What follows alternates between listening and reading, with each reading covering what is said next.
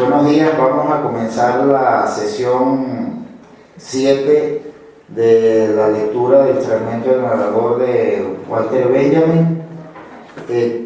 Tenemos una pequeña diferencia frente a las sesiones anteriores, de la segunda a la sexta, donde teníamos un profesor, un colega, un profesor, un investigador invitado para abrir la discusión sobre el fragmento respectivo. En el día de hoy vamos a tratar de hacer, a no tener esa figura del introductor, vamos a tratar de hacer una sesión coral con la participación de todos. Pero como este fragmento 7 es de un relato de Heródoto, hemos pensado o le hemos pedido al narrador Ignorio Quintero que nos acompañe acá en lo que podríamos decir el manejo del seminario, a la profesora Senia Guerra y a mí, precisamente por su condición de narrador. Para abrir la sesión, como siempre, doy la palabra a la profesora Senia Guerra, quien leerá el fragmento 7 y hará, como siempre, un pequeño comentario y abrimos la discusión. Fragmento 7 del narrador. Leskov se remitió a la escuela de los antiguos. El primer narrador de los griegos fue Heródoto.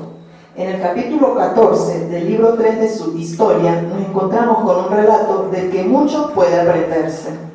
Trata de Saménito. Cuando Saménito, rey de los egipcios, fue derrotado por el rey persa Cambises, este último se propuso humillarlo. Dio orden de colocar a Saménito por donde debía pasar la marcha triunfal de los persas. Además, dispuso que el prisionero pudiera ver a su hija pasar como una simple criada, con el cántaro a cuestas, camino de la fuente. Pero, mientras todos los egipcios se dolían y lamentaban ante tal espectáculo, Saménito se mantuvo callado e inmóvil, con los ojos clavados en el suelo, y tampoco se inmutó al ver pasar a su hijo entre los que llevaban a la ejecución. Sin embargo, cuando luego reconoció entre los prisioneros a uno de sus criados, un hombre viejo y empobrecido, entonces comenzó a golpearse la cabeza con los puños y a mostrar todos los signos del más profundo dolor. Esta historia permite ver lo que sucede con la verdadera narración. La información cobra su recompensa exclusivamente en el instante en que es nueva. Solo vive en ese instante, debe entregarse totalmente a él y en él manifestarse. No así la narración, pues ésta no se agota. Mantiene sus fuerzas bien concentradas y es capaz de desplegarse pasado mucho tiempo. Es así como Montaigne volvió a la historia del rey egipcio preguntándose: ¿por qué solo comienza a lamentarse al ver al criado? Y el mismo Montaigne responde: porque estando tan saturado de pena, solo requería el más mínimo agregado para derribar las presas que la contenían. Eso según Montaigne. Pero asimismo podría decirse: no es el destino de los personajes de la realeza lo que conmueve al rey por ser el suyo. O bien, mucho de lo que nos conmueve en el escenario no nos conmueve en la vida. Para el rey, este criado no es más que un actor. O aún, el gran dolor se acumula y solo irrumpe al relajarnos. La visión de ese criado significó la relajación. Heródoto no explica nada. Su informe es absolutamente seco. Por ello, esta historia aún está en condiciones de provocar sorpresa y reflexión. Se asemeja a las semillas de grano que, encerradas en las milenarias cámaras de las pirámides, conservaron su capacidad germinativa hasta nuestros días. Buenos días. Bueno, en realidad no estoy aquí como narrador, sino como lector curioso y bueno, por esa condición de lector tengo los dos ejemplares a los que alude Walter Benjamin en este maravilloso fragmento del narrador. El primero es Heródoto. Pero lo vas a leer tú misma, mejor. Sí, aquí está. El de Heródoto es un poquito extenso. A ver dónde empieza. más o menos, sí. Aquí donde dice el 14. Ok, este es el fragmento al que alude Benjamin en el fragmento de Heródoto. Al 10º día, después de rendida la plaza de Menfis, ordenó Cambises que Saménito, rey de Egipto, que solo 6 meses había reinado en compañía de otros egipcios, fuera expuesto en público y sentado en los arrabales de la ciudad, para probar del siguiente modo el ánimo y el carácter real de su prisionero. Una hija que Saménito tenía, mándola luego a vestir de esclava, enviándola con su cántaro por agua, y en compañía de ella, por mayor escarnio, otras doncellas, escogidas entre las hijas de los señores principales, vestidas con el mismo traje que la hija del rey. Fueron pasando las jóvenes y damas con grandes gritos y lloros por delante de sus padres, quienes no pudieron menos que corresponderles gritando y llorando también al verlas tan maltratadas, abatidas y vilipendiadas. Pero el rey Saménito, al ver y conocer a la princesa su hija, no hizo más ademán de dolor que bajar sus ojos y clavarlos en tierra. Apenas habían pasado las damas con sus cántaros cuando Cambises tenía ya prevenida otra prueba mayor, haciendo que allí mismo, a vista de su infeliz padre, pareciese también el príncipe, su hijo, con otros 2000 egipcios, todos mancebos principales, todos de la misma edad, todos con togal al cuello y con mordaza en la boca.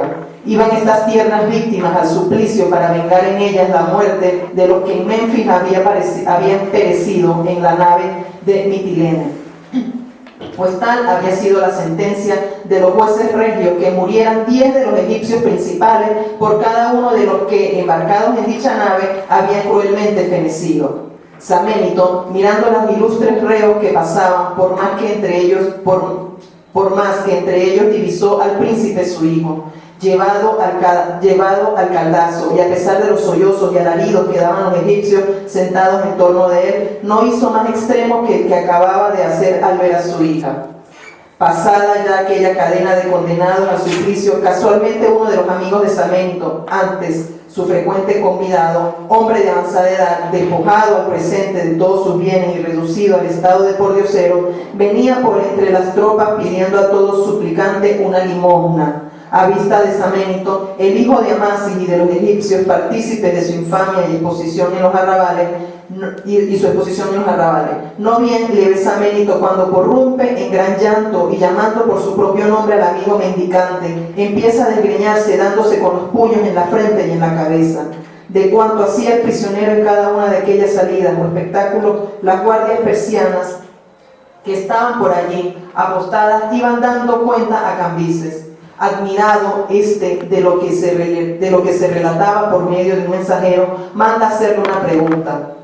Cambises, vuestro soberano, dícele al enviado, exige de vos, Saménito, que le digáis la causa por qué al ver a vuestra hija tan maltratada y al hijo llevado al caldazo no gritasteis ni llorasteis, y acabando de ver al mendigo, quien, según se le ha informado, en nada os atañe ni pertenece, ahora por fin lloráis y gemís.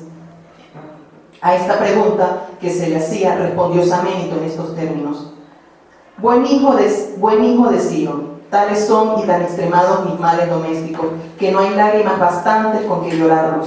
Pero la miseria de este mi antiguo y válido compañero es un espectáculo para mi bien lastimoso, y viéndole ahora al cabo de sus días y en el linde del sepulcro, pobre pordiosero de rico y feliz que poco antes le veía.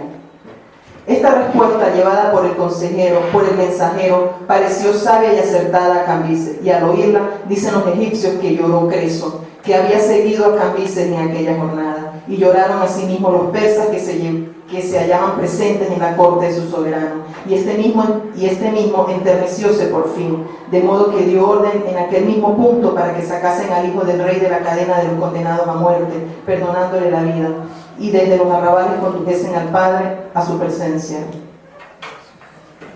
interesante que solo le perdonó la vida al hijo, ¿no? Sí, bueno, se ve que ahí está, digamos, el original. Aquí está la versión de Montaigne.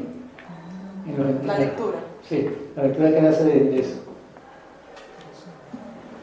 Es un capítulo que se llama La tristeza, por cierto. Bien, esta es la lectura que también cita Benjamin, que hace Montaigne. Se cuenta que, aquí se traduce samético. ¿Se traduce como? Samético. Samético. Se cuenta que Samético, rey de Egipto, derrotado y cautivado por Cambises, rey de Persia, vio pasar a su hija prisionera también vestida como sirvienta yendo a buscar agua, mientras los amigos del cautivo gemían y lloraban a su alrededor. Él permanecía impertérrito y silencioso con los ojos fijos en tierra. Cuando vio pasar a su hijo camino de la muerte, mantuvo el mismo talante, pero divisando luego a uno de sus domésticos conducido entre sus cautivos, el rey comenzó a golpearse la cabeza y a mostrar extrema aflicción. Cosa semejante ocurrió a un príncipe nuestro que, estando en Trento, oyó noticia de la muerte de su hermano mayor, en quien radicaba el honor y sostén de su casa. Luego supo la muerte de otro, su segunda esperanza, y sostuvo ambas pérdidas con constancia ejemplar. En esto, unos días después murió uno de los de su séquito, y el príncipe, perdiendo su resolución con el último accidente, se abandonó al duelo y al sentimiento, lo que hizo pensar a algunos que solo aquella última emoción le había tocado en lo vivo. Pero lo que ocurre es que quien está lleno y colmado de tristeza, esta es la lectura, ¿no?, que cita Benjamin. Pero lo que ocurre es que en quien está lleno y colmado de tristeza, la menor sobrecarga rompe las barreras. Así me parece que se podría juzgar nuestro caso, si no fuese porque la historia añade que, preguntando Cambises al rey de Egipto el motivo de que no le conmoviera la suerte de sus hijos, mientras llevaba con tal impaciencia la de un amigo, el cautivo respondió: este último sinsabor se puede expresar con lágrimas y los dos primeros sobrepasan con mucho todo medio de expresarlos. Aquí vendría a propósito la invención de aquel artista antiguo que hubo de pintar el sacrificio de Ifigenia y el duelo de los circunstantes según los diversos grados de su interés, y habiendo agotado los máximos esfuerzos de su arte, al llegar al padre de la inocente y bella Virgen, le pintó el rostro cubierto como si no hubiese expresión capaz de reproducir aquel grado de duelo. También por eso fingen los poetas que cuando la infortunada madre Niobe perdió primero 7 hijos y luego 7 hijas, quedó transformada en piedra, petrificada por la congoja. Con ello se define la lúgubre, muda y sorda estupefacción que nos abruma cuando sufrimos dolores excesivos. En verdad, si una angustia es extrema, anonada el alma y le impide su libertad de acción. Y así, al recibir la súbita alarma de una muy mala noticia, nos sentimos transidos, embotados y como faltos de todo movimiento, tras lo cual el ánimo, entregándose a lágrimas y quejas, parece desprenderse, liberarse y sentirse más a sus anchas. Bueno, antes de dar la palabra al Cordero y a ustedes, nos voy a hacer un comentario como extra cátedra, es decir, aplaudiendo este tipo de seminarios, porque en particular a los que escribimos narrativas, novelas, nos aparecen cosas muy curiosas. Y además, el final del capítulo de Benjamin termina con el trigo, que además eso es cierto. Cuando las pirámides de Egipto, por ejemplo la tumba de Tutankamón, que estuvo casi 4.000 años sin abrir, también en muchas de esas tumbas han conseguido trigo de 2 o 3.000 años que luego elimina. Y eso explica el factor cereal para el caso de los imperios. Es decir, es una cosa muy curiosa que en todos los imperios, el imperio romano estuvo basado en el trigo, los imperios chinos en el arroz, los imperios nuestros de aquí, los incas y los mayas, en el maíz. No hubo el imperio de la yuca en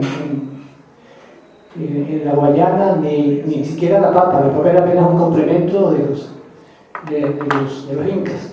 Pero no se podía crear un imperio porque era un cereal que se podía acumular y podía durar años para la guerra, para una conquista.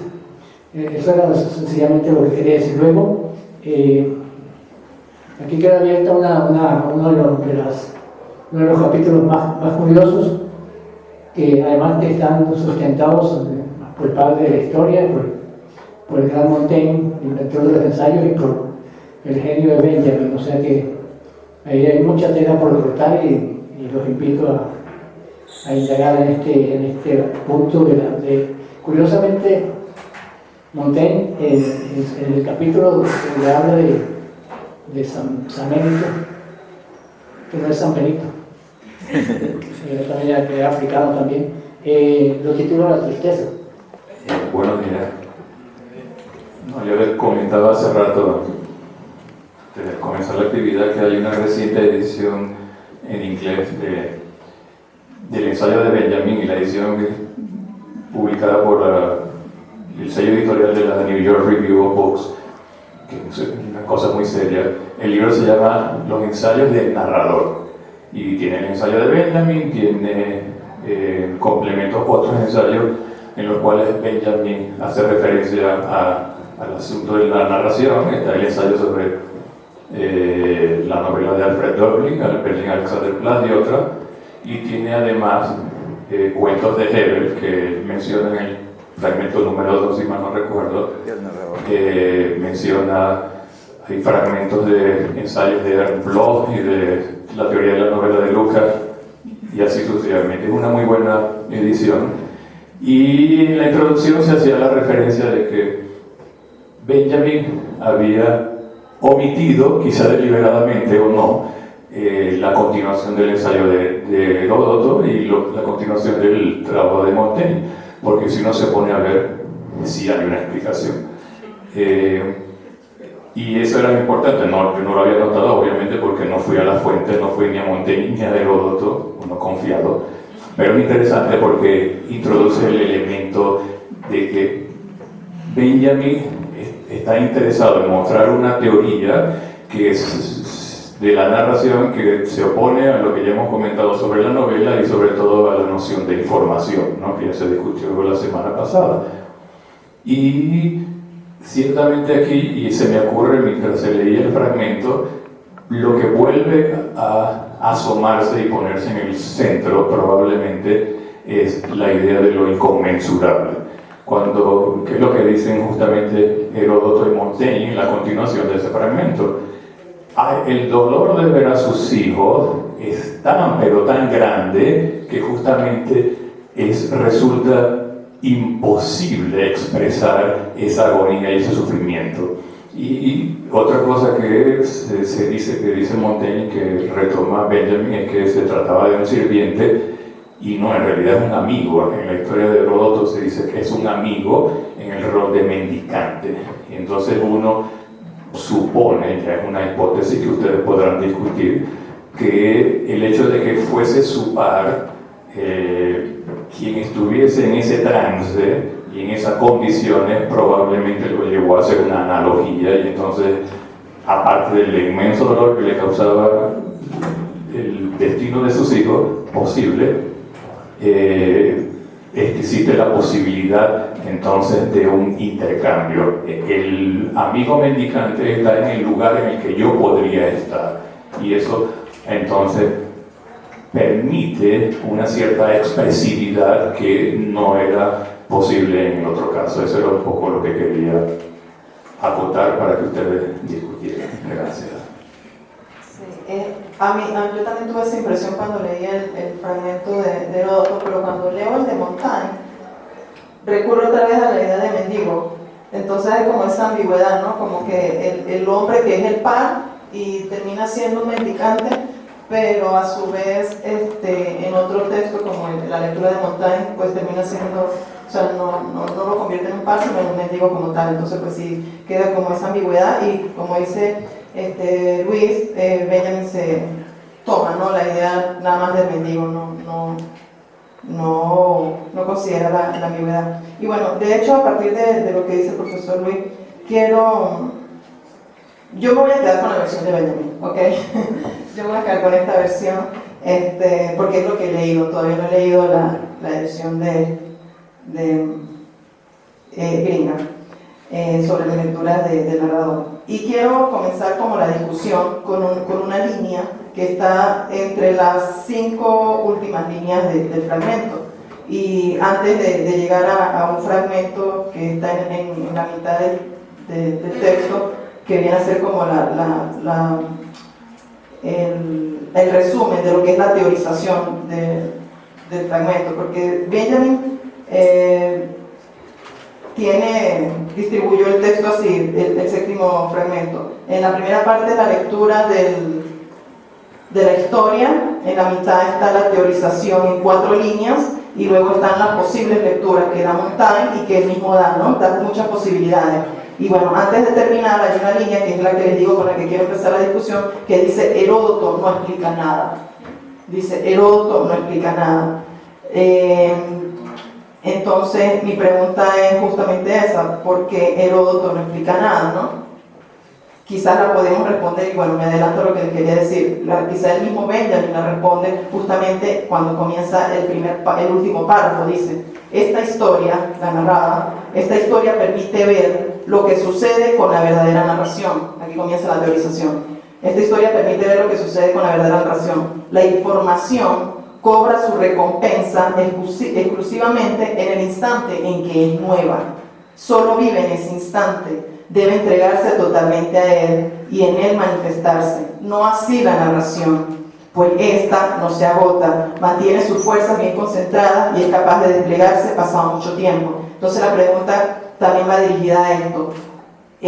¿Dónde podemos ver el efecto o la materialización de la información, si es que la hay en esa historia, y cómo podemos percibir la materialización de la narración dentro de esta historia?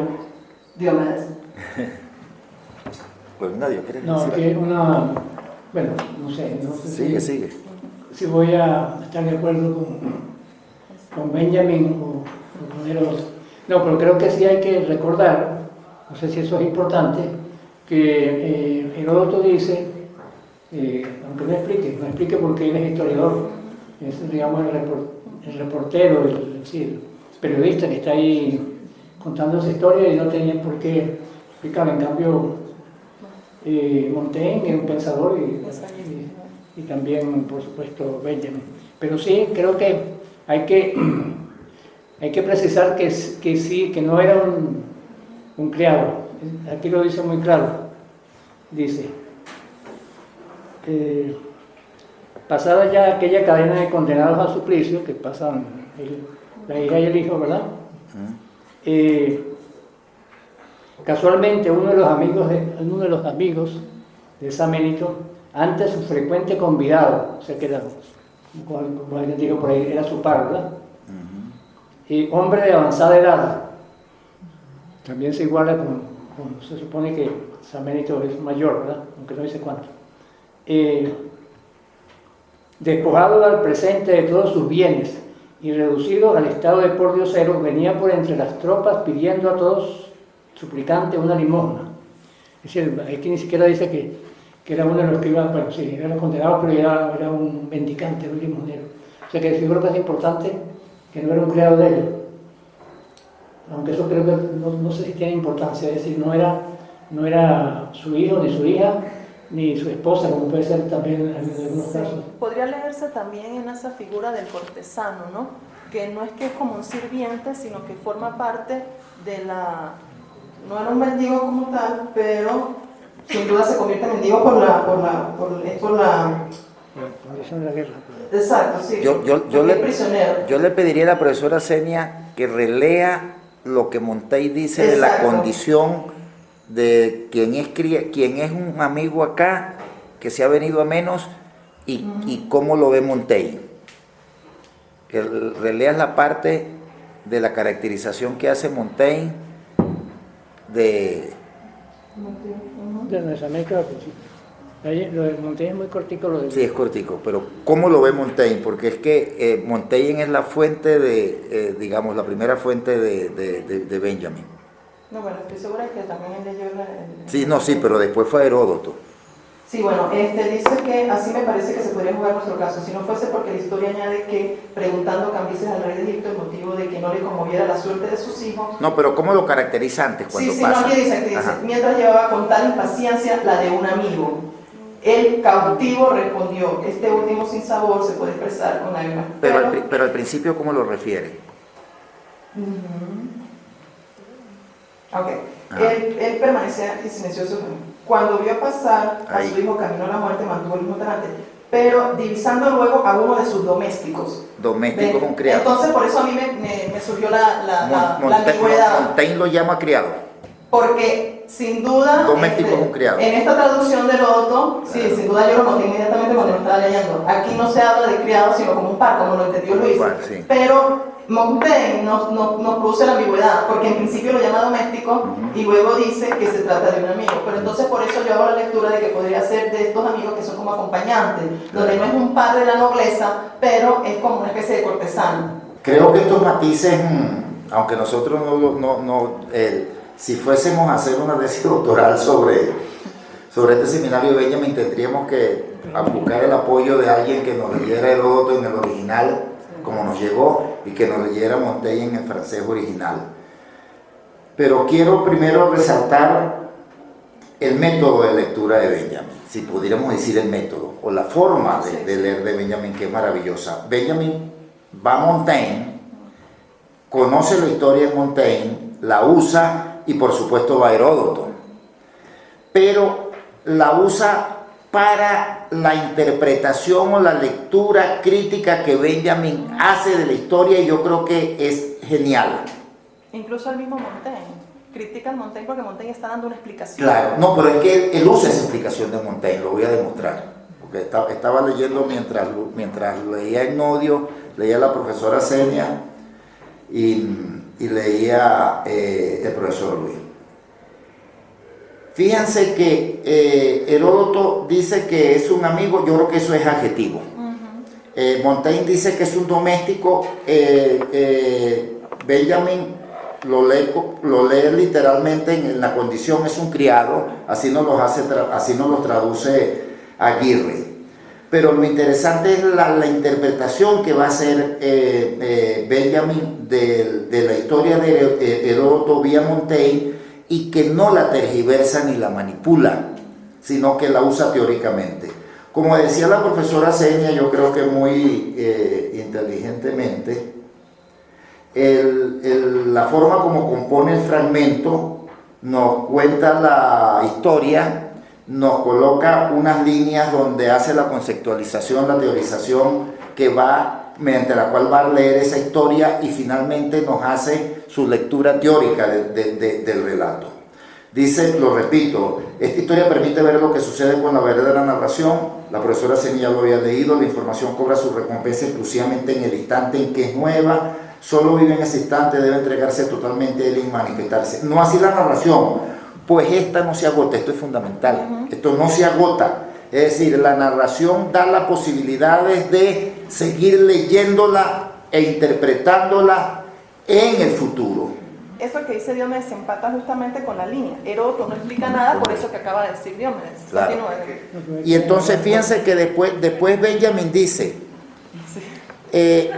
y el mismo Montaigne responde, porque estaba tan saturado de pena, solo requería el más mínimo agregado para derribar las presas que la contenían. Si la memoria no me falla, Montaigne da la explicación de que hay penas, dolores tan grandes que no tienen forma de expresión, uno no los puede expresar. Lo que dijo Luis, lo que el profesor Luis comentaba, es decir, frente a su hija, frente al paso de su hijo, es tan grande el dolor que no lo puede manifestar. Frente al paso del criado, estalla en llanto. Esa es la interpretación que hace Montaigne. Dice, no hay forma de expresar un dolor, pero termina expresándolo frente a un dolor que diríamos sería menor, pues, que el anterior. Es decir, que es lo que Benjamin dice, eso según Montaigne dice, y el mismo Montaigne responde, porque estando tan saturado de pena, solo requería el más mínimo agregado para derribar las presas que lo contenían. Usa la metáfora de la ¿cómo se llama? De la represa, pues, de las presas. Hay una cosa muy interesante. Antes de eso quiero decir algo, Dime. Quizás esta idea de lo inconmensurable, que sin duda es muy acertado, fíjate que él cuando son sus hijos, por ser un dolor que le pertenecen, porque son sus padres filialmente, ¿no? Sí. Se trata que, o sea, justamente se puede decir que son inconmensurables porque lo que es inconmensurable es la mismidad extendida. Expandida.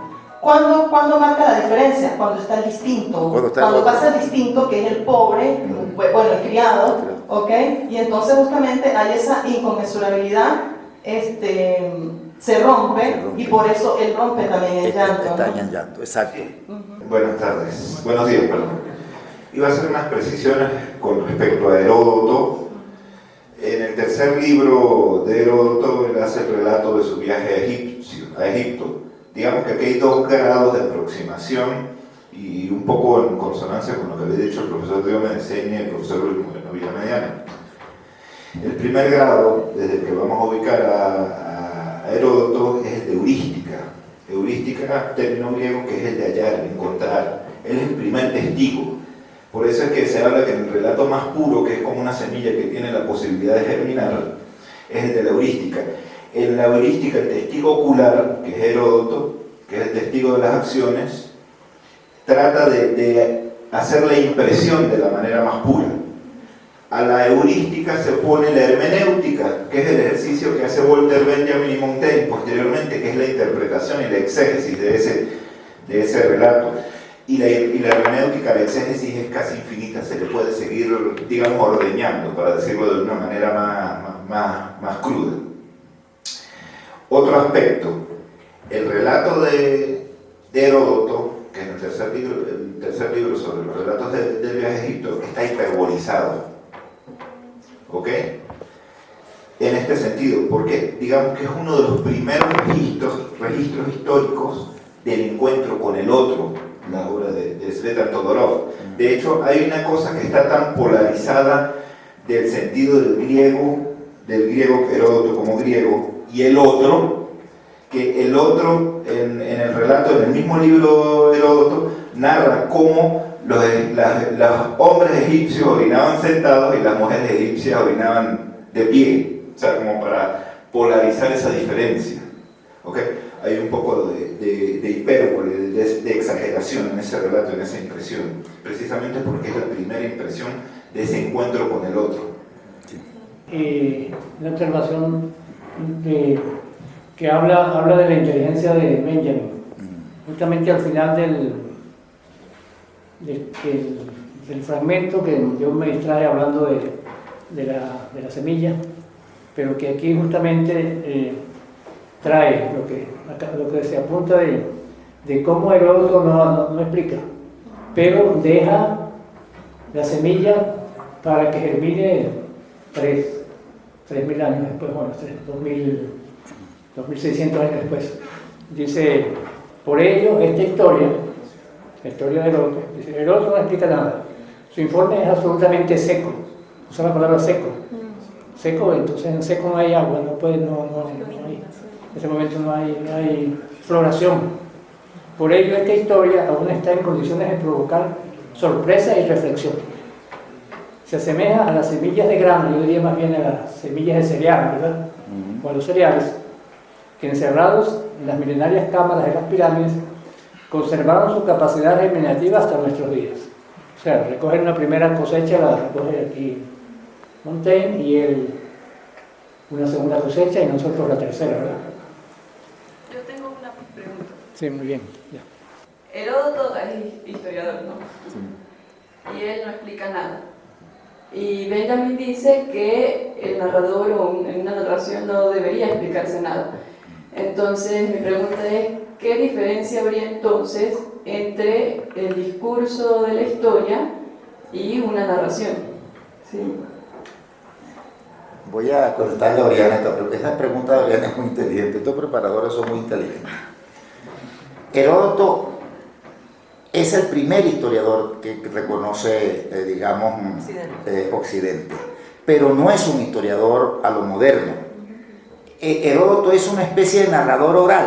La historia no se ha desarrollado todavía como ciencia, no se han desarrollado unos métodos, pero Aristóteles, y por eso digo, esto es muy inteligente, la pregunta Oriana, dice en la Poética que la diferencia que hay entre el discurso de la historia, el discurso de la filosofía y por extensión el discurso, de la poesía, es que la historia cuenta los hechos como son y la filosofía y la poesía en extensión cuentan los hechos como han podido suceder. Fíjense que Benjamin es tan inteligente que toma de Montaigne el texto de Heródoto porque este es un relato puro. Es decir, esto no es en términos de un historiador moderno o de la historiografía moderna un texto de historia visto desde hoy. Sería un texto narrativo. Es decir, nosotros decimos que se puede decir que Heródoto es el primer historiador, pero no un historiador al uso moderno de como lo entendemos hoy día. Heródoto está mucho más cerca del narrador oral, o es un narrador oral, por eso Jorge lo decía muy bien, hiperboliza lo que está contando. O sea, que nos quede claro esa diferencia entre Heródoto, historiador, o un historiador, podríamos decir, como Michelet, el gran historiador francés que lo citamos a través de Barthes en una de las sesiones pasadas del seminario. De hecho, quiero leer esto. Fíjense que Benjamin no caracteriza a Heródoto como un historiador. Exacto. Dice, el primer narrador de los griegos fue Heródoto. Sí. Pero hace la aclaración después porque él es muy puntual. Dice, en el capítulo 14 del libro 3 de su historia, como para decir, escribía sobre historia, pero como dice muy bien Diógenes, desde una caracterización no moderna de la narración. Es muy bueno pensar entre varias cabezas, ¿no?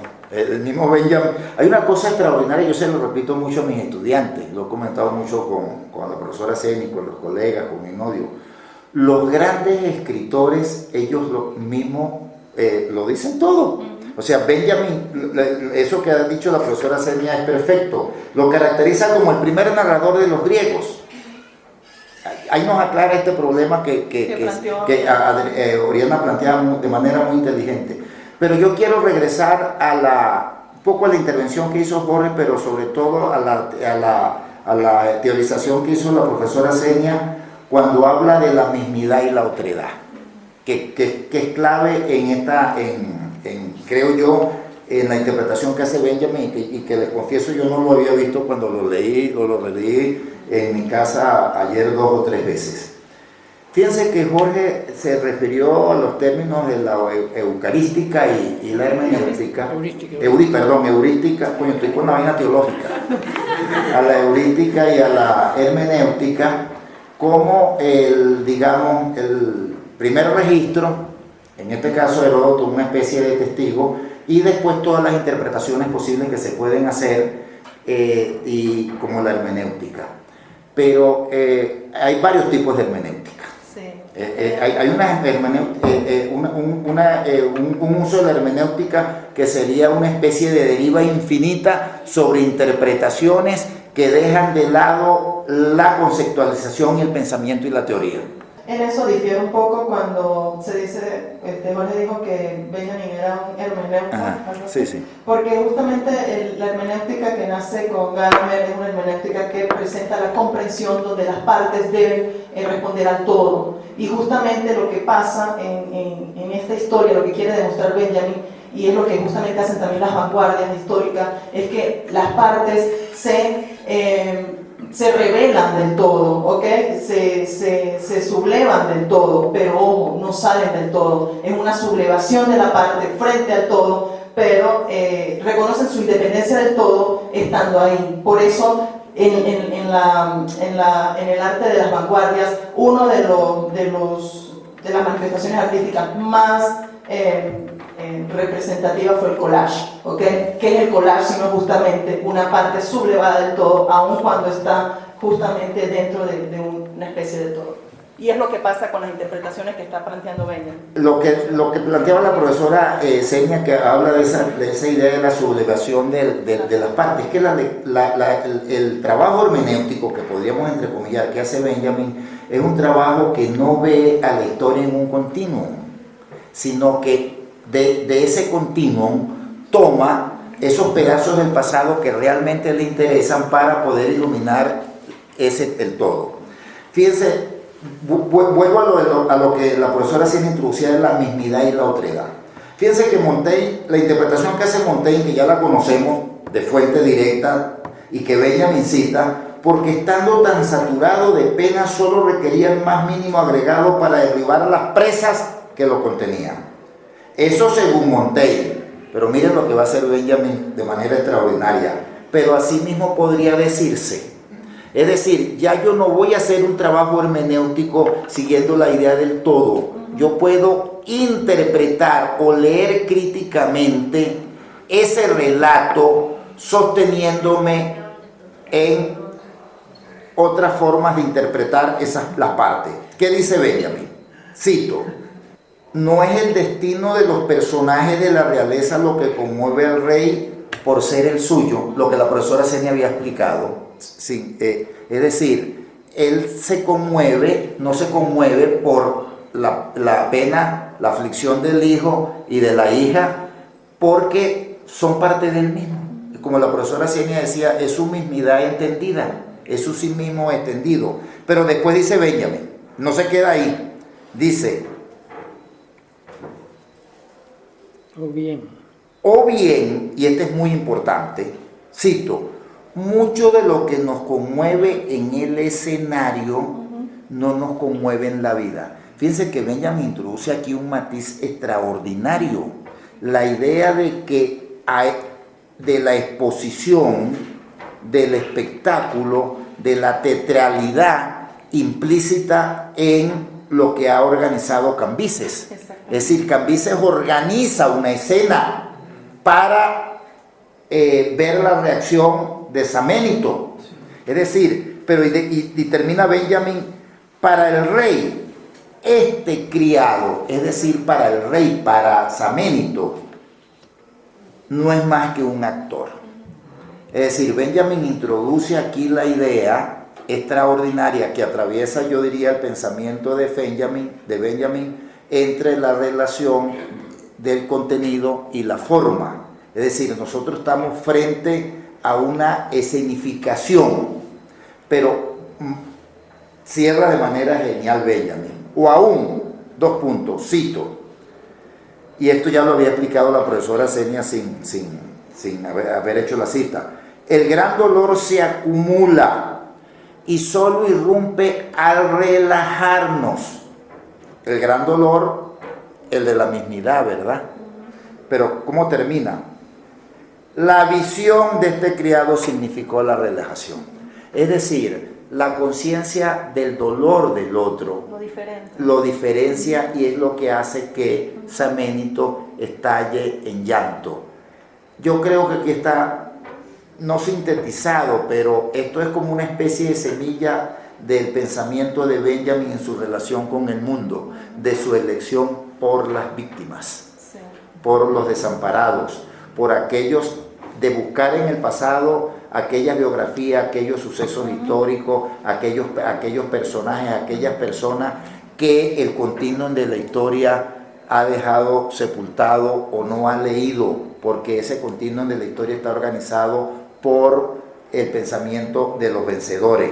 Termina entonces Benjamin diciendo: cuando yo leí por primera vez esto, el gran dolor se acumula y solo irrumpe al relajarnos, la visión de este criado significó la relajación. Yo no lo entendía. Decir, ¿por qué carajo se relaja? Perdón, ¿por qué se relaja? No, se relaja porque es que aquí está implícita la teoría, el pensamiento de Benjamin sobre su teoría de la historia, la relación de la mismidad con la otredad, la relación del pensador con el mundo y cómo selecciona los pedazos de esa historia que le sirven para leer el mundo, donde privilegia, como le decía ustedes, a la víctima. Después dice: Heródoto no explica nada, su informe es absolutamente seco. Por ello, lo que hemos referido y lo refería en Nodio, por ello esta historia aún está en condiciones de provocar sorpresa y reflexión. ¿Qué nos está diciendo Benjamin? Que solo el arte narrativo, en este caso la narración oral, o hoy día la novela, o la poesía, o el drama, puede permitir no hacer ese trabajo hermenéutico acrítico, sino hacer un trabajo hermenéutico o una lectura que está muy bien expresada en Benjamin en ese concepto de la iluminación profana. Termina diciendo: encerradas en las milenarias cámaras, las pirámides conservaron su capacidad germinativa hasta nuestros días. Otra vez ahí en la historia, yo creo que muy inteligentemente dijo los granos, el grano, el trigo, el cereal. Yo cuando leía esto, a mí me gusta usar mucho una metáfora que no sé de quién es. Yo digo que la inventé yo, pero es mentira, eso lo debo haber leído en algún libro, que trayéndolo al discurso científico, el arte es como una célula radiactiva. Nunca deja de emitir energía. El arte nunca deja de emitir posibilidades de sentido y de lecturas críticas. Ahora sí voy yo a hablar de, es decir, intentar interpretar sobre todo las dos últimas, interpretar la interpretación de Benjamin. Difiero en parte de lo que se dice, pero eso es lo que hace enriquecer, porque amplía incluso las ideas que hace disparar el mismo Benjamin. Dice: mucho de lo que nos conmueve en el escenario no nos conmueve en la vida. Para el rey, este creador no es más que un actor. Aquí todo esto, cuando lo leí, yo me imaginé todo el teatro de Shakespeare y todo el cine dramático, y cómo la gente se engancha a las series, se engancha a las películas y al teatro. ¿Por qué? Porque eso es algo, digamos, ajeno a su propia vida. Y al chisme. Ajeno a lo que le sucede a los vecinos, a las muertes que uno lee en la prensa. En cambio se llora, la gente llora en el cine. ¿Quién no ha llorado en el cine? Y se violenta y ¿Tú has llorado en el cine? Insultan muchas veces. Y eso me choca muchísimo. Me odio a los violentistas que los cines americanos que te hacen llorar. Pero bueno, eso es una ampliación también del pensamiento de Benjamin, que va hacia lo dramático. El drama, pero el drama ajeno. Es decir, aquí Samérito llora por algo que lo dicen, que es, digamos, ajeno, pero que es un drama que está interpretado por un criado o por un amigo, o sea, que es ajeno a su familia. También hay una interpretación que a mí me parece que tiene que ver con la relajación, que pasa que no sé si la palabra relajación es la más correcta. Es que el sufrimiento es tan grande que no tiene forma de manifestarse hasta que no hay la gota. La gota es nada comparado con ese vaso ya a punto de rebasar, que es la muerte de uno o de su familia, de su sangre. Cuando entonces aparece una gota, pues se desborda y explota. Es decir, y se manifiesta. Antes yo creo que habría que usar el término paralizado. Él está, el sufrimiento lo paraliza, lo congela, y cuando aparece en este caso la gota, pues bueno, ya, en ese caso ahí explota. Al explotar hay un desbordarse, y entonces eso es lo que es el término de relajación, como se utiliza ahí. O sea que son realmente varias maneras de interpretar esta parte, esta interpretación que hace Benjamin de esa tragedia que vive Samérito. La tragedia, cuando leemos la poética y cuando leemos la tragedia, aparte de todo, digamos, el objetivo de educación del pueblo griego que tenían, estaba orientada, era tratar de causar temor y pavor y horror en los espectadores para permitir el proceso de catarsis. Aquí lo que sucede, como el Noyo lo ha dicho muy bien, al relacionarlo con el cine y el teatro, mucho de lo que nos conmueve en el escenario no nos conmueve en la vida, es lo que nos conmueve en el escenario. Para el rey, este criado no era más que un actor. Benjamin aquí hace referencia, pero directa, a, digamos, esa función del teatro clásico, de cómo escenificar el dolor o escenificar el miedo, escenificar el temor, conmueve al espectador y lo lleva entonces a un proceso catártico. Dicho en términos, digamos, del presente, nos lleva a lo que sufrimos los venezolanos hoy día frente a esta realidad terrible, horrible que vivimos, al desahogo. No basta encontrarse uno con un amigo y tener una conversación para que ocurra una especie de desahogo. En ese sentido está lo que planteaba, la idea de Benjamin en ponernos en relación el contenido, pero también con la forma, con cómo se puede expresar ese contenido. El saménito en un principio no puede expresarlo. Cuando aparece una forma, esa escenificación, se expresa ese contenido, pero es que eso está en el origen del arte, tanto del arte dramático como del arte literario, con la función de la tragedia en la Grecia clásica.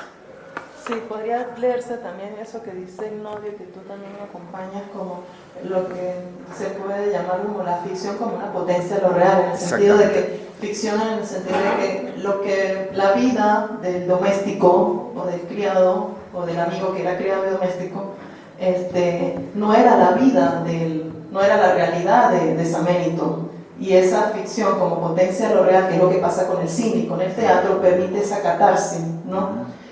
También quería decir otra cosa, Diomedes, a propósito de lo que tú decías antes de la intervención de Ignodio, que relacionándolo con lo que decíamos en la sesión anterior sobre Borges como lector de Benjamin, ¿no? Esta relación de la mismidad y la otredad no es sino otra cosa que el método del montaje, digamos, como tú muy bien lo planteabas, ¿no? No es sino una forma del método del montaje, y pienso justamente que lo que hizo Borges fue hacer Borges también como un gran genio y un gran lector, lo que hizo fue relacionar, hacer su propia teoría del montaje a partir de sus textos, relacionando forma y contenido, obviamente, en su obra literaria, con la idea de la especularidad. Porque ¿qué más si no es la especularidad lo que está pasando aquí cuando Saménito, viéndose él, su mismidad con sus hijos, a su vez se reconoce como una mismidad justamente a partir de que ve la diferencia, ve al otro? No hay una manera de reconocerse si no está el otro, ¿no? Entonces, lo que quería decir era eso, que hay una teorización de la especularidad justamente a partir de esta idea del montaje, donde el sentido de la diferencia está en la temporalidad. Son dos tiempos distintos, ¿no? Y es lo que hace Benjamin con el montaje también. A Benjamin le interesa justamente pensar las víctimas, por eso se dice que también es un historiador, piensa las víctimas no en el sentido del continuo que da la historia, ¿no? Que es justamente porque es un continuo, porque es una idea de lo que son los mismos, los vencedores. Nunca está el otro que es la víctima, y a él le interesa justamente hacer la distinción, ¿no? Como desde que soy yo debo reconocer al otro que es la víctima, que fue en otro tiempo, y que en esta historia que está contada, que es institucionalizada, no está la voz de las víctimas, ¿no? Que es lo que le interesa. Fíjense como Benjamin toma Heródoto, comienza con Heródoto, pasa por la interpretación de Montaigne, y después produce su interpretación desde la concepción que él tiene sobre la historia y, digamos, sobre la cultura. Fíjense que Montaigne solamente se queda porque, estando tan saturado de pena, solo requería el más mínimo agregado para derribar las presas que la contenían. Sobre esto Benjamin monta su interpretación, monta su pensamiento, hace, como decía la profesora Senia, ese montaje en relación a la mismidad y a la otredad, cuando le dicen lo que nos conmueve en el escenario, y para darle una explicación teórica a la frase de Montaigne, cuando dice el gran dolor se acumula y sube el golpe al relajarnos. Eso es lo que había dicho Montaigne, pero él le agrega: la visión de ese criado significó la relajación. Yo se lo repito, cuando lo leí por primera vez no entendía por qué la visión de un criado permite que yo me relaje. Bueno, porque como lo hemos explicado muy bien, y como no yo lo refería, como hace el cine y el teatro, y como hace la literatura, la gran literatura es la que nos permite entonces tener conciencia del otro, en este caso de una víctima, porque Saménito es un rey transformado en víctima en el relato de Heródoto. Pero además que lo que hace lo planteaba muy bien la profesora Senia, lo teorizaba viendo la ficción o el arte, ¿verdad?, como potencia de lo real. Benjamin lo que hace es tratar de convertir en acto de lectura, en acto de pensamiento, esa potencia que estaba en el relato de Heródoto interpretado por Montaigne, pero además para seguir siendo muy coherente, con la tesis que nos viene presentando en los 6 fragmentos anteriores, que es que en la narración oral, y posteriormente, como lo vamos a ver, y esto es un spoiler, en la continuación que haremos ya a partir después de las vacaciones de la lectura del narrador, para presentar qué es la literatura, el arte literario, el arte narrativo, ya sea la narración oral con su forma y sus singularidades, o la novela moderna con sus formas y singularidades, la que permite leer el mundo o interpretar el mundo de manera distinta a como lo hacen los otros discursos, o como en este caso lo haría la historia.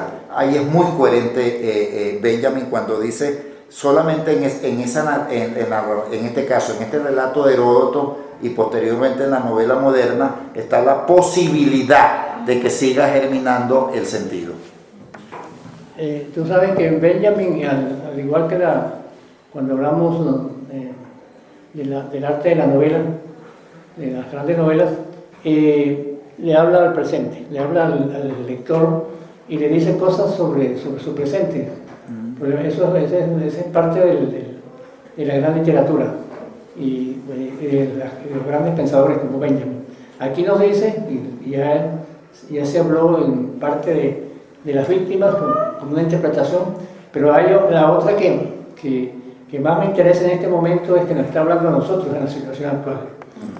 Yo no sé si ustedes han observado que, no tanto aquí en Mérida, pero sí en Caracas e incluso fuera, en Madrid, y en otros sitios en donde se conoce la tragedia venezolana, ha tenido mucho éxito las obras teatrales, algunas con humor, como el venezolano tiene esa forma de relajarse con el humor, y otras exponiendo el drama nuestro, el teatro básicamente. En cine no tanto, pero en el teatro sí, y hay un público, incluso un público no venezolano, que se conmueve en el teatro, a veces mucho más que leyendo la noticia de un asesinato o de una persona torturada y muerta. Entonces ese es el poder que tiene el arte para manifestar los sentimientos de las personas y poder conmover. Entonces eso está también planteado aquí. Aquí Saménico se conmueve cuando ve, o sea, tomando la idea de Benjamin, de que era un autor, cuando ve esa obra de teatro, que es metafóricamente lo que está sucediendo. Entonces hay también ahí la idea de la sublimación, solamente la relajación sino también la sublimación de ese sentimiento en ese momento, y que aquí es el arte el que está, el arte, llámese literatura, llámese teatro, llámese cine, que es también el séptimo arte, el que sirve en ese momento para expresar un sentimiento o una tragedia, más que la tragedia misma en sí. Sí, hay una cosa que quizás por lo evidente no lo notamos, ¿no? Y lo podemos percibir en la línea cuando dice mientras todos los dichos se dolían y lamentaban ante tal espectáculo, ¿no? Nada más el hecho de que se diga espectáculo, ya estamos frente a un ejercicio de la mirada. ¿Dónde está eso? Eso está, te digo, en el primer párrafo, quinta línea. Pero mientras todos los egipcios se dolían y lamentaban, Entonces, sí, pero mientras todos los egipcios se dolían y lamentaban ante tal espectáculo, exacto. Ahí está claro, ante tal espectáculo. Bueno, entonces quería como teorizar sobre eso, en este sentido, ¿no? Y quiero empatarlo con lo que dice Ignodio. El elemento es la mirada, y como muy bien dice Ignodio, el arte, ¿no?, te puede permitir que esa mirada se transforme en pensamiento, pero la misma mirada, como lo dice Benjamin acá, puede ser también un mero espectáculo. Es decir, sabemos, y eso lo hemos discutido en clase, la diferencia entre el espectáculo, ¿no?, y el pensamiento. El espectáculo relaja, entretiene el pensamiento, ¿okay? Hay un entretenimiento. El pensamiento te lleva a producir ideas, ¿no? Entonces pensaba, por ejemplo, cómo el espectáculo para los que están ahí es un simple espectáculo, es solo ver cómo es humillado el otro que perdió el poder rendido ante el otro poder, ¿no? Entonces es una especie de espectáculo, pero para Benjamin, y es lo que me gusta aquí en este texto de Benjamin, como la misma historia puede ser para uno un espectáculo. Para Benjamin se produce en una semilla o en un grano de pensamiento. O sea, él puede usar el pensamiento, que es la materia del arte, para pensar el reconocimiento de las víctimas. Porque ¿qué es lo que hace Benjamin al narrar esto si no es el reconocimiento tanto de los hijos del poder como del criado, como víctimas del que ahora ostenta el poder, ¿no? Mientras que el espectáculo puede ser o comicidad o puede ser simplemente patetismo, ¿no? El patetismo del dolor y del lamento. Entonces quería como ver eso, cómo el mismo elemento de la mirada puede bifurcarse,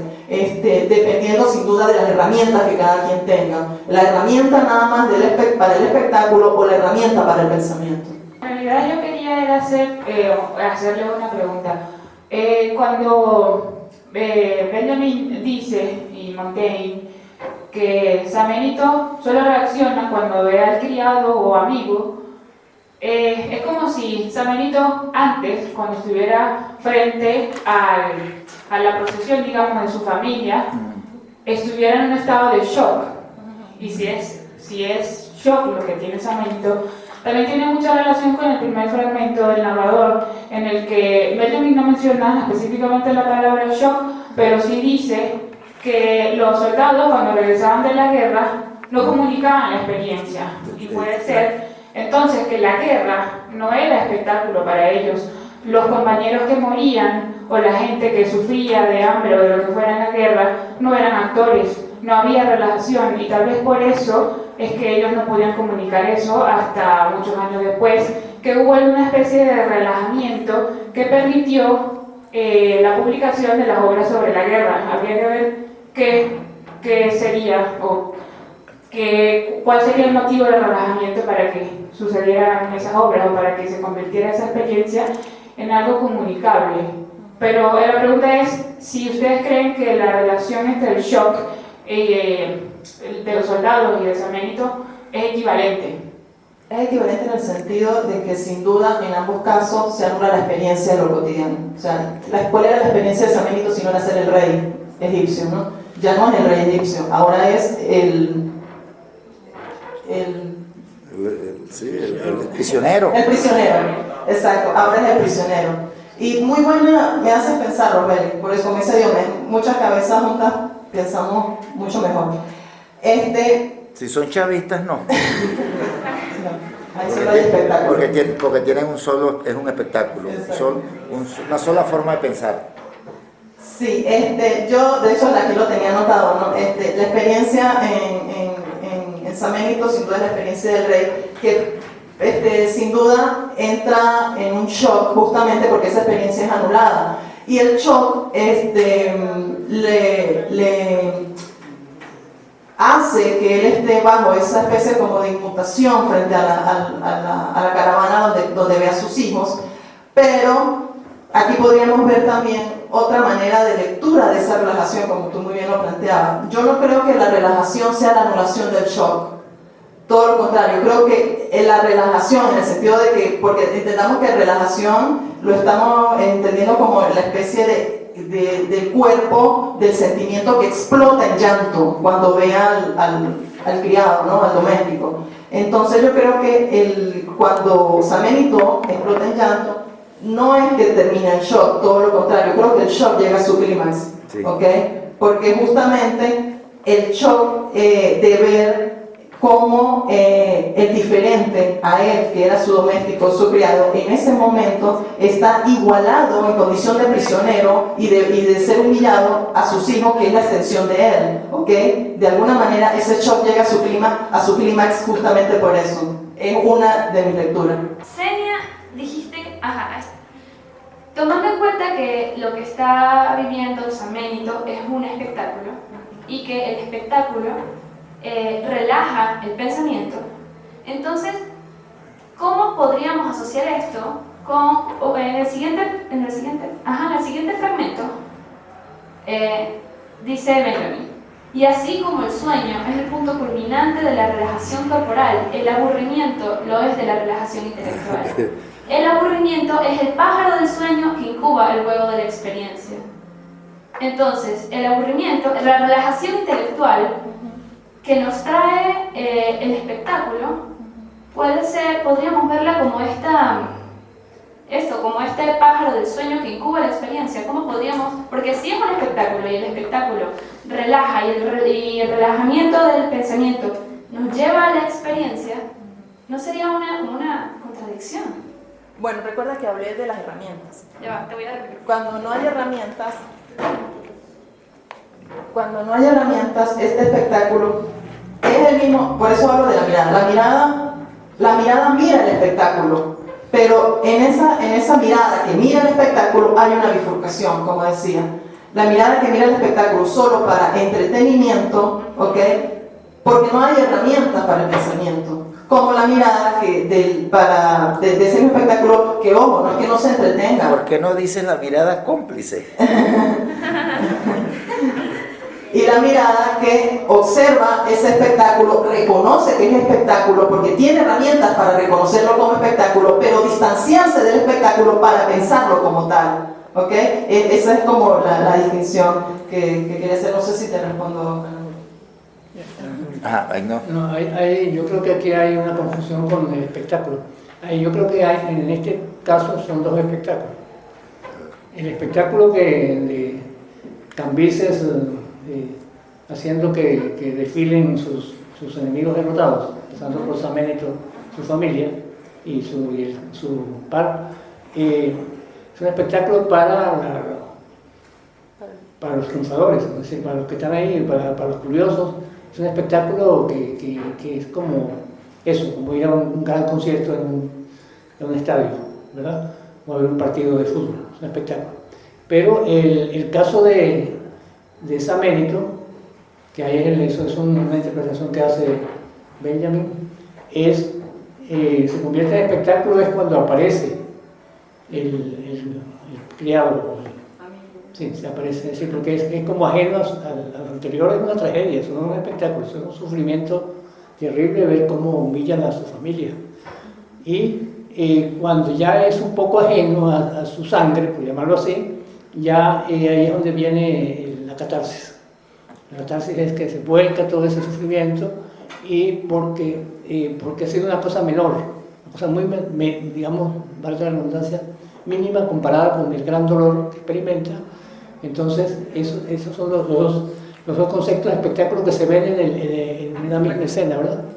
Creo claro. que por ahí es quizás la confusión de, bueno, para él no era un espectáculo, se convierte en espectáculo cuando, o en teatro, cuando sucede algo que además lo saca del dolor. Lo saca del dolor, no porque eso no lo haga sufrir, pero es como eso, insisto, en una cosa como lugar común, que es la gota que derrama el vaso. La confusión también puede surgir porque Saménito forma parte del espectáculo. Recordemos que él es un derrotado también. Entonces es como no sé si alguien que sepa de teoría del teatro me pueda corregir, pero podría leerlo como una metateatralidad, donde él como parte del espectáculo, a su vez tiene la mirada de espectador del mismo espectáculo de donde él está formando parte. Entonces quizás eso puede dar lugar como a una especie de confusión, como dice muy bien Ignorio, para él eso no es un espectáculo, sin duda, para él es un sufrimiento, pero justamente porque ¿cuál es el espectáculo si no es el sufrimiento? Él forma parte de ese mismo espectáculo.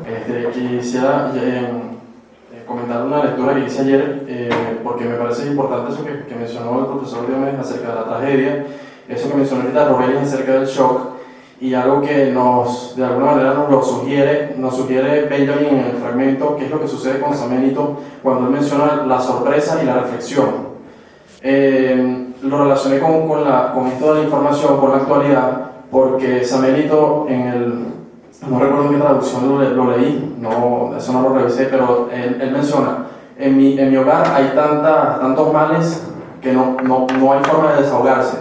Es decir, ese estado de shock se relaciona con una actualidad, él no sale de la sensibilidad, él no es capaz de ir más allá de la sorpresa, no reflexiona y por eso no puede construir un relato, a diferencia de lo que sucede cuando consciente a través de la mirada de su amigo.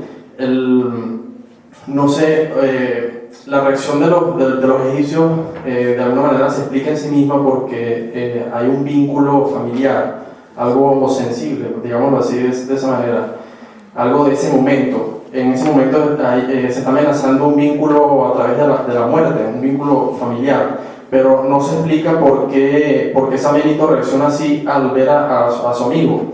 Es porque su reacción viene por una transformación, por un relato que está representado por la misma vida del amigo, es decir, cómo él era un hombre acomodado y luego termina en la mendicidad. El llanto, la reacción de él en ese sentido sería precisamente superar ese shock.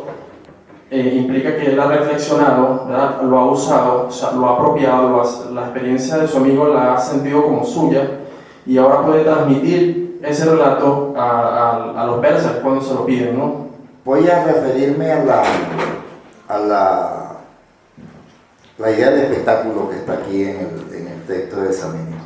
Fíjense que tanto Heródoto como Montaigne y Benjamin coinciden en que es un espectáculo, entendido en que es un artificio que suplanta la realidad.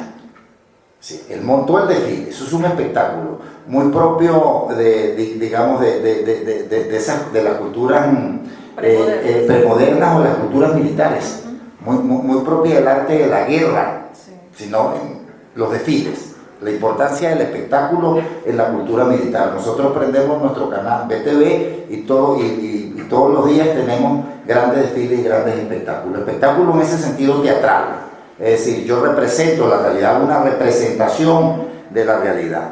Ahora, como muy bien lo decía Enodio, por eso es bueno siempre tener un escritor, un creador junto con críticos. Enodio muy inteligentemente lo veía. Los escritores tienen un pensamiento, yo diría, intelectual, o una especie de intuición intelectual, para quitarle todo rastro trascendental a la intuición. Y los críticos, por las herramientas, digamos, teóricas que nos vemos obligados a usar, tratamos de convertir o de transformar o de ver, digamos, un caso más modesto, esa intuición intelectual en el campo del conocimiento. Fíjense que frente al espectáculo, y eso Benjamin lo va a explicar muy bien en el famoso ensayo sobre la obra de arte en la era de su reciprocidad técnica, tú puedes politizar la estética del espectáculo o estetizar la política del espectáculo. Evidentemente este es un espectáculo político el que monta Cambises, pero ¿cómo lo ven los espectadores? ¿Cómo lo ven los egipcios? Estetizándolo y convirtiéndolo, como decía la profesora Senia, en lamento y queja o en comicidad. Benjamin politiza el espectáculo. Benjamin politiza la estética, que es la frase final, la famosa frase final que él tiene en el ensayo en la obra de arte en la era de la reproducibilidad técnica. Esto lo voy a relacionar con el spoiler que hacía Ana Julia del fragmento octavo. En el fragmento octavo dice: y así como el sueño es el punto culminante de la relajación corporal. Fíjense que ahí es la relajación del cuerpo. Es una relajación que está situada, localizada, contextualizada. Después dice el aburrimiento, y el aburrimiento ya es una condición intelectual, no solamente corporal. es la transformación esto lo puede explicar muy bien la profesora Senia, de la sensibilidad en pensamiento que digamos, atraviesa el pensamiento de Benjamin. Dice, el aburrimiento lo es de la relajación intelectual. Son dos tipos de relajación. La relajación de Saménito es una relajación de carácter corporal. La visión que tiene Benjamin de la relajación de Saménito es una relajación ya que está en el campo intelectual. Dice, el aburrimiento es el pájaro del sueño que incuba el huevo de la experiencia. Es decir, quien nos puede volver a la experiencia, regresar a la experiencia, recuperar la experiencia, pero ese recuperar entre comillas, es el pensamiento, es el trabajo intelectual. Por eso no es lo mismo aburrimiento que ocio, en términos filosóficos, en términos del pensamiento de Benjamin. El aburrimiento aquí está relacionado con lo que en los griegos se llamaba ocio creador. Entonces, son dos tipos de relajamiento. No es lo mismo relajarse corporalmente que relajarse intelectualmente. El aburrimiento es una actividad de carácter intelectual. Voy a terminar con esto. Y aclaro que no me voy a comparar con Bolaño porque la comparación no cabe ni por el talento de Bolaño y el mío, ni por el oficio de Bolaño y el oficio que yo trato de hacer como profesor. Bolaño se ganaba la vida leyendo muchos cuentos malos en concursos de la alcaldía de España. En España hay 8.800 municipios y cada municipio tiene un concurso de cuentos, de narrativa, de poesía. Hay miles de premios. Hay un libro gordote que sale todos los años de los premios de España, tiene como 1000 páginas. Entonces Bolaño aceptaba ser jurado del municipio de Tabay. Y entonces un día un periodista le preguntó, le dijo, pero ya Bolaño era Bolaño, perdiste mucho el tiempo leyendo tantos cuentos malos. Y entonces Bolaño dijo, no, es que en esos cuentos malos puede haber una idea muy potente, lo que la profesora Senia decía, la ficción como potencia de lo real, muy potente que yo puedo desarrollar. Pero Bolaño veía también muchas series malas y mucha televisión basura. Yo me la paso viendo televisión basura, me encanta, no lo voy a decir, un programa del Canal 13 Argentina que se llama Showman, que es un picadero de carne. La profesora Senia dice, uy. Entonces mi esposa Mary me dice, pero Dios, ¿cómo pierdes todo el tiempo? 2 o 3 horas viendo esos programas tan malos. Yo como Bolaño uso esos programas para relajarme intelectualmente. Y para pensarlos políticamente. Exactamente. Para incubar el huevo de la experiencia. Para incubar el huevo de la experiencia. Tú sabes que el aburrimiento es alemán. Sí, no, en serio, sí. Eso lo acabo de inventar yo, pero tiene sentido, porque se habla de que las novelas alemanas son muy aburridas, pero son buenísimas. Son durísimas. Sí, son buenísimas. Por ejemplo, la de Thomas Mann. Eso está bueno, el aburrimiento es alemán. La montaña mágica hay que leérsela si uno tiene un gripón, pero hay mucha sabiduría en el aburrimiento. Porque imagínate, leerse, por ejemplo, La muerte de Virgilio, de Hermann Brock. Yo lo empecé el año pasado y llegué como hasta la página 200, y me faltan todavía como 300. Pero bueno, sí. No, lo que quería decir aquí casi terminando, y pensando en la mayoría que son estudiantes, que yo siempre recomiendo un libro acá. Ya les he recomendado Proust, les he recomendado Bulgakov, a Guimarães Rosa, a Beckett, ¿verdad? Y ahora les recomiendo a este novelista, Heródoto. No, en serio, estaba leyendo unas páginas anteriores a lo de San Benito, cuando se va Heródoto a Egipto, porque él estaba con los egipcios, y hay un momento en que tienen separadas las cabezas en un sitio donde hubo una batalla. Estaban separadas las cabezas de los persas por un lado y las de los egipcios, y las cabezas de los persas apenas se tocaban y casi que se disolvían, o sea, con una china que les dieran se volvían polvo, mientras que las cabezas de los egipcios eran muy duras. Y la explicación era una explicación que seguramente es inventada por los egipcios, de que los egipcios desde niños se hacían rapar, así como el cordero. Entonces que que eso hacía que los rapaban, entonces les crecía muchísimo cabello, muy fuerte, entonces tenían como una costra ahí, una costra así como la que tenía alguien cuando se mueren, que no se peinan, los rastafaris, que tienen como una costra de 3 centímetros, entonces tienen cabezas duras. No, pero esto lo decía porque realmente leer a Heródoto es como leer a un gran novelista. Hay unas cosas que no se pone a leer y dice aquí, el que fue el lector de Heródoto fue García Márquez. Ayer le mandé a algunos amigos una entrevista que salió en un periódico, no sé si es un portal o un periódico chileno, con la entrevista que le hacen a la crítica argentina Beatriz Arlo. Ella le hace una entrevista y es muy interesante esa entrevista, habla sobre el feminismo, habla sobre el ejercicio periodístico hoy día, las noticias falsas. Entonces dice una cosa que tiene que ver un poco con esta idea del espectáculo. Ella dice, ahora con el internet, con los portales, las noticias no se leen, sino que se ven. Nunca había leído ese sintagma. Es decir, las noticias no se leen hoy día, las noticias se ven en los dispositivos digitales.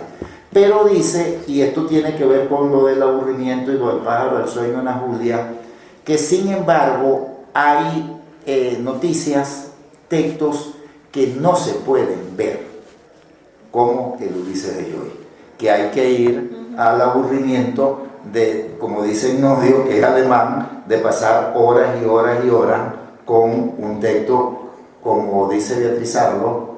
Las noticias se leen y se ven, los libros se ven, pero hay libros como el Ulises de Joy y por supuesto como los libros de Benjamin o de Proust o de Onetti que no se ven, hay que leerlos. Creo que hay que entender muy bien esa forma en cómo Benjamin piensa el aburrimiento. Benjamin piensa el aburrimiento justamente en esas personas que se aburren porque el pensamiento está siempre en una actividad constante y necesita como la diversidad, salir de la mismidad de lo que está pensando y pensar, establecer relaciones, lo que él mismo llama constelaciones, para poder estar como dar sentido en función de lo diferente y lo mismo. El aburrimiento es justamente eso, tratar de ir hacia lo diferente, por eso él habla del aburrimiento como el huevo que incuba la experiencia. ¿Okay? Acabo de relacionar una cosa con lo que acaba de decir la profesora Senia, que viene al punto. Miren, estaba viendo a Xiomara que estaba así. Uno lo ven así, yo estaba pensando, Xiomara está aburrida. El aburrimiento es la quietud. O sea, ustedes ¿Viste? Ella tiene el aburrimiento del pensamiento. Del pensamiento. Ustedes me pueden imaginar a mí aburrido, es cuando estoy frente al televisor quieto, pero el pensamiento es lo contrario de la actividad, del movimiento físico. Exacto. Eso, ¿por qué la política está separada del pensamiento? ¿Y por qué los grandes políticos son aquellos que piensan o que se hacen asesorar por pensadores? Porque para pensar, como hay un texto de Eco maravilloso sobre la relación entre el pensamiento y la acción, para pensar hay que detener la acción, hay que aburrirse, hay que estar quieto. Toda la filosofía oriental o el pensamiento oriental está sostenido sobre esa idea, pero en Occidente también, aunque nosotros tenemos un origen del movimiento en relación al pensamiento que es la filosofía peripatética, ya en los griegos, pero era caminar para pensar, no para desarrollar acciones. Sí, de hecho estaba pensando, muchachos, fíjense que pensaba en estas personas, bueno, cuando había formas de hacerlo, que todo el tiempo están en una constante rumba de fines de semana o de toda la semana, y uno se pregunta, claro, uno porque tiene el ejercicio del pensamiento como el de Xiomara, uno se pregunta, es que no se aburren de los mismos, exacto, o sea, exacto. Ir a los mismos lugares. De hecho había un amigo que me decía, no, ellos dicen que salen a rumbear todos los fines de semana con las mismas personas, a los mismos lugares, porque quieren distraerse.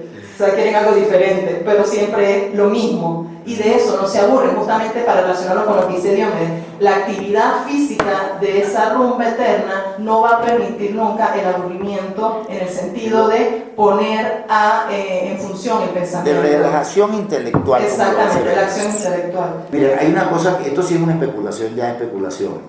Él pone a la hija, la pone junto con las criadas que van con el cántaro al agua, a buscar el agua.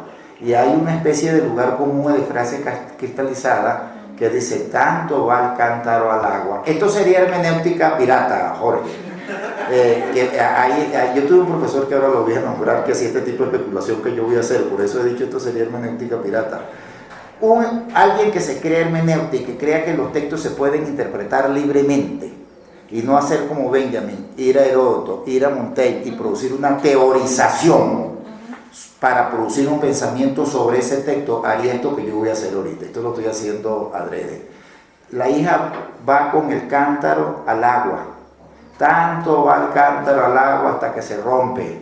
Tanto es el espectáculo del dolor que ve Saménito a su hijo, a la hija, que viendo al del criado, le pasa como el cántaro que va al agua, se rompe.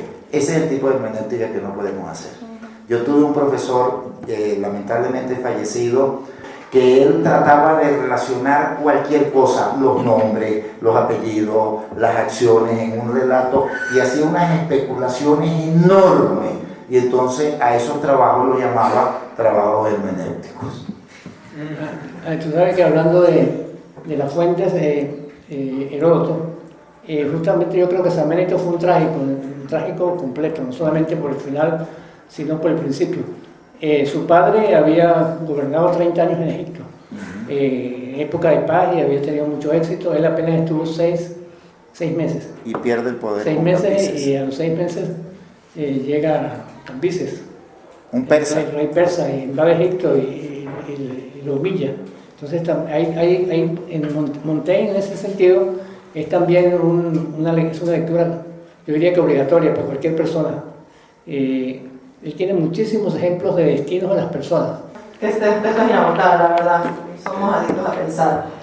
Bueno, ninguna adicción es buena. Fíjense que, ¿cuál es la historia, Diomedes y Enodio, que escoge Benjamin? O sea, si le hubiese interesado a Benjamin establecer una comparación o una influencia de la tragedia, hubiese escogido sin duda cualquier tragedia. Pero fíjate que escoge una narración de un autor occidental que narra sobre algo no occidental. Y aquí vemos otra vez la exposición del montaje, ¿no? De lo mismo con lo otro, de las temporalidades distintas. Está hablando, o sea, escoge a Heródoto como occidental que habla de un acontecimiento o de una historia que ocurre en Occidente, ¿no? Por decirlo de alguna manera, ¿no? Entonces, para justamente exponer su teoría de que la narración no se agota, ¿no? Bien, quería decir eso y finalizar con una idea que yo me planteaba sobre cómo la mirada del pensamiento, ¿no? La mirada cuando no es solamente espectáculo y entretenimiento, sino que se va por el otro lado, sino que es la mirada que reconoce que está viendo un espectáculo para pensar y logra politizar la estética del espectáculo como lo hace Walter Benjamin. Y lo que quería dejar un poco claro es que esta politización, porque a veces podemos